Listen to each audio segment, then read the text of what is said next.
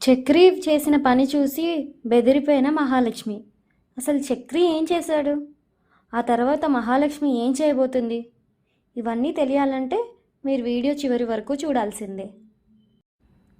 చక్రి నారాయణ మళ్ళీ తన car owner రెచ్చగొట్టడంతో Mahalakshmi పడుకొని ఉంటే తన రూమ్లోకి వెళ్తాడు. వెళ్ళి తాగేసి ఉంటాడు చాలా.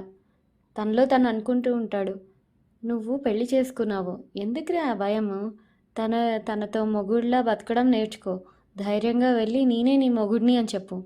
మహా నీ భార్య, తన మీద నీకు అన్ని హక్కులు ఉన్నాయి. నువ్వెందుకు ఆలోచిస్తున్నావు? భర్తగా నువ్వు నీ హక్కును తెలుసుకున్నంత వరకు తను నీ భార్యలా ఉండదు. నువ్వు భర్తవి అని నిరూపించు. ఆలోచించకు చక్రి. ఆ వ్యక్తి చెప్పినట్లు నువ్వు దూరంగా ఉంటే తను నిన్ను వదిలేసి వెళ్ళిపోతుంది. నీకు మహా అంటే ఇష్టం కదా, తను నీ భార్య కదా, మరి ఎందుకు ఆలోచిస్తున్నావు అని తనలో తను అనుకుంటూ ఉంటాడు. అనుకొని వెళ్ళి మహాలక్ష్మి పడుకొని ఉంటే తన బెడ్ మీద తన పక్కన వెళ్ళి పడుకుంటాడు. అప్పుడే మహాలక్ష్మికి వెంటనే మేల్కు వస్తుంది. చూసి పక్కన చక్రిని చూసి తను చాలా బెదిరిపోతుంది. ఏం చేస్తున్నారు, ఏం చేస్తున్నారు అని అడుగుతుంటుంది. ఎందుకు అలా భయపడుతున్నావు?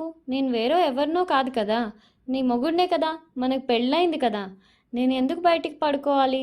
నేను ఇక్కడే పడుకుంటాను. నా అన్నదమ్ములతో హాల్లో పడుకోలేను. నేను ఇక్కడ నీతోనే రూమ్లో ఉంటాను అని చెప్తుంటే ఆ మందు వాసనకి మహాలక్ష్మికి బెదిరిపోతూ వెంటనే మంచం నుంచి దిగిపోతుంది. ముందు ఇక్కడి నుంచి వెళ్ళండి అని అరుస్తుంది. నేనెందుకు వెళ్ళాలి అంటే, వెళ్ళండి అని చెప్తున్నా కదా అని అంటుంది మహా. అప్పుడు చక్రి మాత్రం, నేనెందుకు బయటికి వెళ్ళాలి? ఎప్పుడు నేను బయటికి పంపిస్తూనే ఉంటావా? నువ్వు ముందు బయటికి వెళ్ళు అని మహాలక్ష్మి అరుస్తూనే ఉంటుంది. చక్రి మాత్రం, లేదు నేను ఇక్కడే ఉంటా. ఏం చేస్తావు? రోడ్డు మీద వెళ్ళే వాడిని తిట్టినట్లు తిడతావేంటి? నేనేమైనా పోకిరీనా? నీ మొగుడిని. భార్యాభర్తలు ఒకే రూమ్లో ఉండకుండా ఇంకెక్కడుంటారు? నేను వెళ్ళను అంటుంటే, చక్రి ఏమైంది మీకు? ఎందుకు ఇలా చేస్తున్నారు? దయచేసి వెళ్ళిపోండి అంటుంటే చక్రి మాత్రం, ఇదిగో మహా, ఎందుకలా వెనక్కి వెళ్తున్నావు? నన్ను చూస్తే నేనేమైనా దయ్యంలా కనిపిస్తున్నానా? నేను 2 అడుగులు ముందు వేస్తే నువ్వు 4 అడుగులు వెనక్కి వేస్తున్నావు. నువ్వు నా భార్యవి. నేను నీ మెడలో కట్టిన తాళి ఉంది. చట్టపరంగా మనం భార్యాభర్తలం. నేను దగ్గరికి వస్తే అలా భయపడుతున్నావేంటి? నేను ఇక్కడే ఉంటా అంటుంటాడు చక్రి. ఏం మాట్లాడుతున్నారు? వెళ్ళండి అంటే, వెళ్ళను అని చెప్తున్నాగా అంటుంటాడు. అయితే నేనే వెళ్తాను అని మహాలక్ష్మి ఫాస్ట్గా వెళ్తే చక్రి మాత్రం తలుపుకు అడ్డుపడిపోతాడు. తలుపు తీయండి, పక్కకు తప్పుకోండి అంటే, తప్పుకొని మహా అంటుంటాడు చక్రి. ఇంకా మహాలక్ష్మి గట్టిగా అరవడం స్టార్ట్ చేస్తుంది. పెద్ది తలుపు తీయండి పెద్ది అని అరుస్తుంటుంది. ఎందుకు పెద్దిని పిలుస్తున్నావు? నేనేం చేశానని అని చక్రి అంటుంటాడు. అప్పుడు మహాలక్ష్మి మాత్రం, తలుపు తీయమని చెప్తున్నాగా. నేను తీయను అంటుంటాడు. పెద్ది ఒక్కసారి రండి, నన్ను వెళ్ళనివ్వండి, తలుపు తీయండి అని గట్టిగా పాపం ఏడుస్తూ అరుస్తూ ఉంటుంది. మహాలక్ష్మి అలా అడుగుతూనే ఉంటే చక్రి మాత్రం డోర్కి పైన లాక్ వేసేస్తాడు. ఇంకా మహాలక్ష్మి ఇంకా గట్టిగా ఏడుస్తూ ఉంటుంది. పెద్ది తలుపు తీయండి పెద్ది ప్లీజ్, చక్రి తలుపు తీయడం లేదు అంటుంటే అప్పుడే పెద్ది అది విని మెలకు వచ్చి భయం వేస్తుంది పెద్దికి. ఏం జరిగిందని వెంటనే చక్రిని కన్నాని అందరినీ లేపి దగ్గరికి వెళ్తాడు. ఏంటమ్మా ఏమైంది ఏమైంది అని అడుగుతుంటే, ఎందుకలా అరుస్తున్నావు అంటే, చక్రి లోపల తలుపు వేశాడు, తీయడం లేదు పెద్ది అని గట్టిగా అరుస్తుంటుంది. ఇక అందరూ బయట నుంచి తలుపు బద్దలు కొడుతూ ఉంటారు. చక్రి తలుపు తీరా అని అరుస్తుంటారు. వాళ్ళకి చాలా భయం వేస్తుంటుంది లోపల ఏం జరుగుతుందో అని. లోపల మాత్రం మహాలక్ష్మి ఏడుస్తూ ఉంటుంది. ప్లీజ్ ప్లీజ్ పెద్ది తలుపు తీయండి, నాకు భయంగా ఉంది అని అరుస్తూ ఉంటుంది. ఇంకా మన చక్రి మాత్రం ఏం వినకుండా, ఎందుకు అలా అరుస్తున్నారు పెద్ది అని, నేనేం చేశానని, ఊరికే ఎందుకు నేనేదో తప్పు చేసినట్టు మాట్లాడుతున్నారు అని ఏదేదో మాట్లాడుతుంటారు. ఇక మహాలక్ష్మికి ఏం అర్థం కాక చక్రిని అలా పక్కకి గట్టిగా తోసేసి వెంటనే తలుపులు తీస్తుంది. తీసిన వెంటనే వాళ్ళందరూ లోపలికి వచ్చి పెద్ది వెంటనే, ఏంటమ్మా ఏమైందమ్మా అని అడుగుతుంటే మన మహాలక్ష్మి చెప్తుంది, పెద్ది చక్రి లోపలికి వచ్చి నా పక్కన పడుకున్నారు, వెళ్ళమన్నా వెళ్ళడం లేదు. వెంటనే చక్రి ఏంట్రా ఇది అనగానే, ఏంటి అలా అడుగుతున్నారు? నేను తన పక్కన పడుకోకుండా ఇంకెవరి పక్కన పడుకుంటాను? అన్నా నేను తన మొగుణ్ణి. తను అరుస్తుంటే మీరు కూడా నన్ను అడుగుతున్నారా? అంటుంటే పెద్ది మాత్రం ఛీ, అసహ్యంగా ఉందిరా, నోరు మూయి ముందు అంటుంటే, నేను తనని పెళ్లి చేసుకున్నాను. నేను తనలో రూమ్లో ఉంటే ఏమవుతుంది? నా భార్య తను అంటుంటాడు. అప్పుడు మహాలక్ష్మి మాత్రం పెద్ది తను లోపలికి వచ్చినప్పటి నుంచి ఇలాగే చేస్తున్నారు అని చెప్తుంది. అప్పుడు మన చక్రి మాత్రం, మహా ఎందుకలా నా మీద అలా చెప్తున్నావు? నేను నీ మొగుడిని, నేను లోపలికి వస్తే కాపాడండి అని అంటావా అంటుంటాడు. అంటుంటేనే మన పెద్ది, ఆపు, అమ్మాయిలతో ఇలాగైనా ప్రవర్తించేది? బుద్ధి లేదా నీకు? ఆ అమ్మాయి ఎంత భయపడిందో చూడు అంటుంటాడు. అప్పుడు చక్రి మాత్రం, తను ఎందుకు భయపడాలి? నేనేం చేశాను? తన పక్కన పడుకున్నాను, దానికి పెద్ది పెద్ది అని అరుస్తావా? మీరు వచ్చి నన్ను అడుగుతారా? ఏం జరుగుతుంది ఇక్కడ? తన నా భార్య, నేను తనతో రూమ్లో ఉండకూడదా అని అడుగుతున్నాను అని గట్టిగా అరుస్తుంటాడు చక్రి. అది విన్న పెద్దికి కోపమాగక చక్రి చంప పగలగొడతాడు. తాగి వచ్చి గొడవ చేస్తున్నావు అని గట్టిగా అరుస్తాడు. అప్పుడు చక్రి, ఎందుకు నన్ను కొడుతున్నావు? నేనేమైనా వేరే వాళ్ళ ఇంటికి వెళ్ళి పడుకున్నానా? నా ఇల్లు ఇది, నా భార్య తను. నేను తనతో రూమ్లో ఉంటే ఏమవుతుంది? నిజానికి నువ్వు నాకు సపోర్ట్ చేయాలి, తన ముందు నన్ను కొట్టకూడదు. తప్పన్నా తప్పు. ఎవరేమనుకున్నా సరే నేను ఇక్కడే ఉంటాను, ఇదే రూమ్లో ఆ బెడ్ మీదే పడుకుంటాను అంటుంటాడు చక్రి. అప్పుడు మళ్ళీ పెద్ది కొట్టబోతుంటే చక్రి తను కూడా చెయ్యి ఎత్తుతాడు మన పెద్ది మీద. అందరూ షాక్ అయిపోతారు. చెయ్యి ఎత్తగానే అది మన కేశవ చూసి, రే చెయ్యి దించురా, ముందు నువ్వు చెయ్యి దించురా అని చెయ్యి దింపిస్తాడు.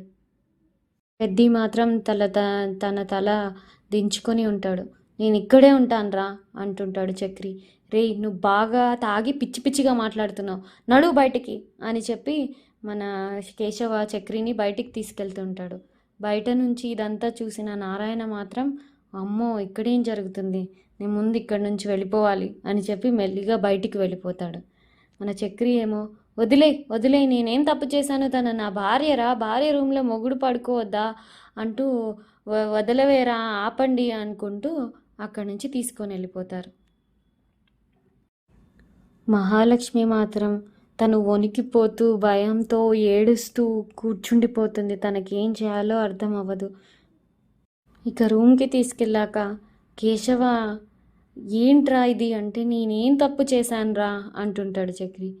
ఏంట్రా నువ్వేం తప్పు చేసావు? ఆ అమ్మాయి భయపడుతుందిరా, నేను ఒక పోకిరిలా చూస్తుంది అంటే చక్రి మాత్రం, నేను పోకిరినా? ఎవరా పోకిరి? తనకి సపోర్ట్ చేస్తున్నావా? నా గురించి ఆలోచించవా అంటూ బాధగా అంటుంటాడు. నేను తన రూమ్లో వెళ్ళకూడదా అంటుంటే, వెళ్తాను అని చెప్పి మళ్ళీ వెళ్తుంటాడు. కేశవ ఏమో ఆపేస్తుంటాడు. ఆగురా ఒరే ఆగురా అని చెప్పి వింటుంటే చక్రి మాత్రం అస్సలు వినడు. మహాలక్ష్మి అని పిలుస్తుంటాడు. కానీ కేశవ ఇంకా చంప పగలగొడతాడు మళ్ళీ చక్రిది. పగలగొట్టి, పడుకోరా నువ్వు, ఫస్ట్ పడుకో అంటే ఇంకా అలా పడుకొని, నేను తనని ప్రేమిస్తున్నాను రా, తను ఎందుకురా అర్థం చేసుకోవడం లేదు, నువ్వు కూడా ఎందుకురా అర్థం చేసుకోవట్లేదు అని చెప్పి అలా పడుకుండిపోతాడు చక్రి. ఇక బయటేమో పెద్ది మహాని ఓదారుస్తూ ఉంటాడు. అమ్మ ఏడవద్దమ్మా, బాధపడకు, సారీ అని చెప్తుంటాడు. అప్పుడు మహాలక్ష్మి ఏమో, సారీ పెద్ది, అంతా బాగుంది అనుకున్నా, ఈ ఇల్లు నాది అని ఏం భయం లేకుండా తలుపు వేసుకోకుండా పడుకున్నా. తను ఇలా లోపలికి వచ్చి పక్కన పడుకుంటాడని అస్సలు అనుకోలేదు. వెళ్ళమన్నా వెళ్ళలేదు, తలుపు లాక్ చేశాడు. నాకు చాలా భయం వేసింది పెద్ది. అతను ఎందుకు ఇలా చేశాడో నాకు ఇంకా అర్థం కావట్లేదు అని ఏడుస్తూ ఉంటుంది. పెద్ది మాత్రం, చాలా సారీ అమ్మ, క్షమించు, ఇదిగో కొంచెం నీళ్లు తాగు, క్షమించు అని చెప్తుంటాడు.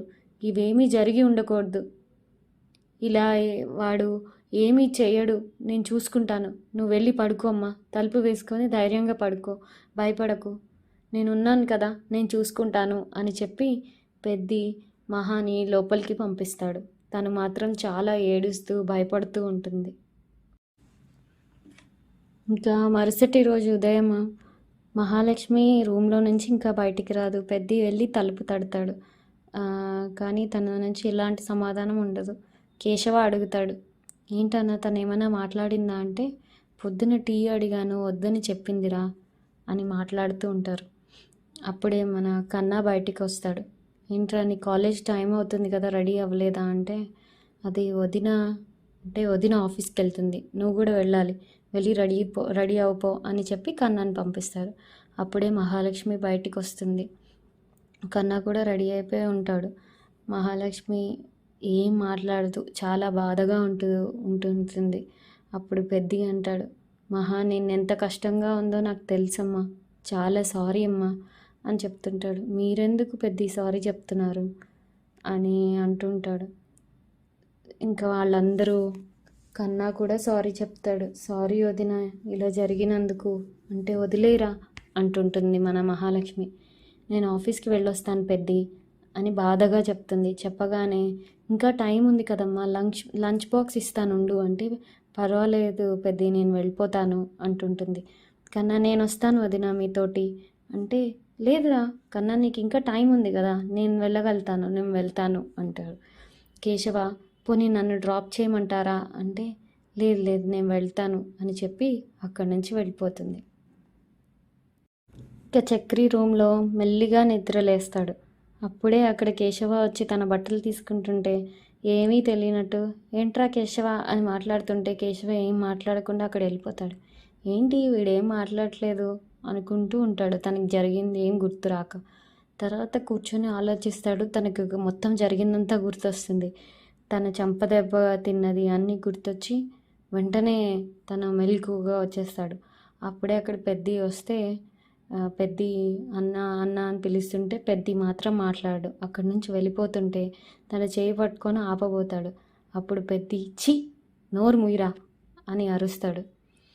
నిన్ను చూస్తుంటేనే అసహ్యంగా ఉంది, ఒక అమ్మాయితో ఇలాగైనా ప్రవర్తించేది, ఇంత చదివి బుద్ధి లేదా, నేను నా తమ్ముడు అని చెప్పుకోవడానికి సిగ్గుగా ఉంది అంటుంటే చక్రి మాత్రం ఏదో కోపంలో, ఏం కోపం రా, కోపం వస్తే ఒక అమ్మాయి రూమ్లోకి వెళ్ళి అలాగే చేస్తావా అని అరుస్తుంటే అప్పుడే అక్కడికి కేశవ వచ్చి, వీడితో మాట్లాడడమే వేస్ట్ అన్న, పద ఇక్కడి నుంచి అని చక్రి మాత్రం చేపట్టుకొని బతిమలాడుతుంటే చేతిని వదిలే అని చెప్పి విసుక్కొని అందరూ బయటికి వెళ్ళిపోతారు. చక్రి మాత్రం ఏడుస్తుంటాడు. తన తప్పేంటో అర్థమవుతుంది. రూమ్లో నుంచి బయటికి వస్తాడు. కన్నాతో మాట్లాడడానికి ట్రై చేస్తే నాతో మాట్లాడకు అని కన్నా విసుక్కుంటుంటాడు. మన కేశవ దగ్గరికి వెళితే చంపేస్తానరా నేను అని చెప్పి ఎవరు తనతో మాట్లాడు. ఇంకా చక్రి పెద్ది దగ్గరికి వెళ్తాడు. వెళ్ళి అన్న సారీ అన్న అని చెప్తుంటే ఎవరు తన మాటను వినిపించుకోరు, ఎవరు తనతో మాట్లాడరు. ఇక చక్రి చాలా ఏడుస్తూ ఉంటాడు. ఏడుస్తూ నారాయణ కనిపిస్తాడు. ఇక తన దగ్గరికి వెళ్తాడు. వెళ్ళి ఇదంతా నీ వల్లే జరిగింది, నన్ను ఉసుగొల్పి ఇక్కడి వరకు తీసుకొచ్చావు అంటే, నేను ఉసుగొల్పానా, నీకు బుద్ధి లేదా, నేను కలిసి ఉండమని చెప్పాను, తలుపు పగలగొట్టి పక్కన పడుకోమని చెప్పానా అంటే, నేనేదో గమ్మనే ఉన్నాను, నువ్వు వచ్చి సలహాలు ఇచ్చి నన్ను ఇలా తయారు చేశావు, తను నాతో అసలు మాట్లాడుతుందో లేదో కూడా తెలీదు, ఇంతకాలంగా గౌరవంగా ఉండి ఇప్పుడు ఇలాంటి పేరు తెచ్చుకోవాలా, నాకు కళ్ళ ముందు ఉండకు, నువ్వు వెళ్ళిపో అని చెప్పి నారాయణని పంపించేస్తాడు. తర్వాత మళ్ళీ వెళ్ళి పెద్ది దగ్గరికి వెళ్ళి ఏదో కోపంలో చేశాను, సారీ పెద్ది సారీ అని చెప్తుంటుంది. వెళ్ళిపోరా ఇంకేం చెప్పకు ఇక్కడికి అంటుంటాడు పెద్ది. మహాలక్ష్మి మాత్రం ఆఫీస్లో తన జరిగింది అంతా గుర్తు తెచ్చుకొని భయపడుతూ టెన్షన్ పడుతూ ఉంటుంది. అప్పుడే దివ్య మహా మీరు ఓకేనా అంటే, ఓకే అంటుంటుంది. చాలా డల్గా ఉన్నారు అంటే, అదేం లేదు, రాత్రి సరిగ్గా నిద్ర పట్టలేదు అందుకే. ఎందుకు ఏమైనా సమస్య అంటే, లేదు సమస్య ఏం లేదు, నాకు నిద్ర పట్టలేదు అంతే అని మహాలక్ష్మి చెప్తుంటుంది. సరే డల్గా ఉన్నారని అడిగాను అంతే, క్యారీ ఆన్ అని చెప్తుంది దివ్య. సరే అని చెప్పి తను పని చేసుకుంటుంటే ఒకవైపు నుండి చక్రి తనకి మెసేజ్ చేస్తాడు. సారీ అని చెప్పి మెసేజ్ చేయగానే మహాలక్ష్మి అది చూసి కోపంగా ఫోన్ పక్కన పెట్టేస్తుంది. ఏంటి అటు ఇటు చూస్తున్నారు అని పక్కన దివ్య అడుగుతుంటుంది. చక్రి మాత్రం తనలో తను, చక్రి ఏం పని చేసావురా, ఇకపై తనని ఎలా ఫేస్ చేయాలి, బుద్ధి లేనివాడా అని తల పట్టుకొని ఏడుస్తూ చాలా బాధపడుతూ ఉంటాడు. ప్లీజ్ కాల్ మీ అని మెసేజ్ చేస్తుంటాడు. మహాలక్ష్మి ఫోన్ లిఫ్ట్ చెయ్యి అని అనుకుంటూ ఉంటాడు. మహాలక్ష్మి మాత్రం ఫోన్ లిఫ్ట్ చేయదు. ఇంకా అది చూసి, దివ్య కాఫీ తాగడానికి వెళదామా? వెళ్దాము, ఇప్పుడు కాఫీ టైమే, రండి వెళ్దాము అని చెప్పి ఇద్దరు కాఫీ తాగడానికి వెళ్తారు. ఏంటి దివ్య, దివ్యని పట్టుకొని వచ్చావు అని అందరూ అనుకుంటూ ఉంటారు. వాళ్ళిద్దరు కూర్చుంటారు. ఇప్పుడు మహాలక్ష్మి అడుగుతుంది, దివ్య మీ హాస్టల్ ఎక్కడుంది అంటే ఇక్కడే ఉంది అంటే, అక్కడ నుండి ఆఫీస్ దగ్గరేనా అంటే, దగ్గరే మహాలక్ష్మి, షేర్ ఆటో, బస్సు ఇలా చాలా ట్రాన్స్పోర్టేషన్ ఉన్నాయి, దేంట్లో వచ్చినా 15-20 మినిట్స్లో వచ్చేస్తాం అనగానే, మీ హాస్టల్లో ఉండడానికి ప్లేస్ దొరుకుతుందా? దీనికోసమా అడుగుతున్నారు అంటే, అవును నా కోసమే అడుగుతున్నాను అంటే, ఎందుకు సడన్గా అలా అడుగుతున్నారు? రిలేటివ్స్ ఇంట్లో ఉంటున్నానని చెప్పారు కదా అంటే, అక్కడే ఉంటున్నాను కానీ అక్కడ నుండి రావడం వెళ్ళడం కొంచెం కష్టంగా ఉంది, బస్ ఈజీగా దొరకట్లేదు, సగం టైం ట్రావెలింగ్కే అయిపోతుంది, అందుకే పక్కనే ఏదైనా హాస్టల్ చూద్దామని ఆలోచిస్తున్నాను, మీరు హాస్టల్లో ఉంటున్నానని చెప్పారు కదా, అది గుర్తొచ్చింది, అందుకే అడుగుతున్నాను, అక్కడ ఏమైనా ప్లేస్ ఉంటుందా అని అడగగానే, అవన్నీ ఖచ్చితంగా ఉంటాయి మహా, నేను కనుక్కొని చెప్తాను అంటుంది. ఓకే థ్యాంక్ యూ అంటుంటుంది. మీ రిలేటివ్స్ ఇంట్లో ఏమైనా ప్రాబ్లం లేదు కదా అంటే, అలాంటిది ఏం లేదు అని చెప్తుంది. లేదు, మీరు వచ్చినప్పటి నుండి ఒకలా ఉన్నారు అందుకే అడిగాను.